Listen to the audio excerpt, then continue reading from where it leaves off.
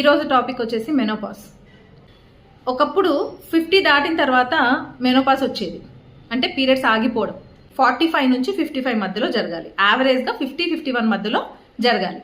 కానీ ప్రజెంట్ కండిషన్లో చాలా మందికి 30sలోనే ఓవరీస్ తీసేస్తున్నారు, యుటరస్ తీసేస్తున్నారు. హిస్టెక్టమీ ఈ వర్డ్ ఎప్పుడైనా విన్నారా? అంటే యుటరస్ రిమూవ్ చేయడం అనమాట. కొన్ని కండిషన్స్లో ఓవరీస్ రిమూవ్ చేస్తారు అండ్ ఫెలోపియన్ ట్యూబ్ కూడా రిమూవ్ చేసే ఛాన్సెస్ ఉన్నాయి. మెనోపాజ్ రీచ్ అయ్యేటప్పుడు pre menopause, menopause, post menopause ఇలా 3 స్టేజెస్ ఉంటాయి. పోస్ట్ మెనోపాజ్లో చాలా మందికి మూడ్ స్వింగ్స్ ఉంటాయి, బాడీ వీక్ అవుతుంది, చాలా అబ్నార్మాలిటీస్ వస్తాయి.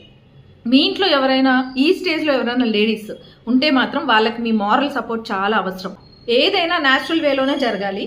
అండ్ మెనోపాజ్ తర్వాత చాలా మంది వీక్ అవుతారు, బోన్ డెన్సిటీ తగ్గుతుంది, ప్రోటీన్ ఉండదు బాడీలో.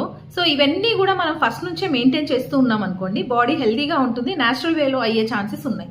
సో ఎప్పుడు కూడా అలవాట్లు, న్యూట్రిషన్ అనేది చాలా ఇంపార్టెంట్.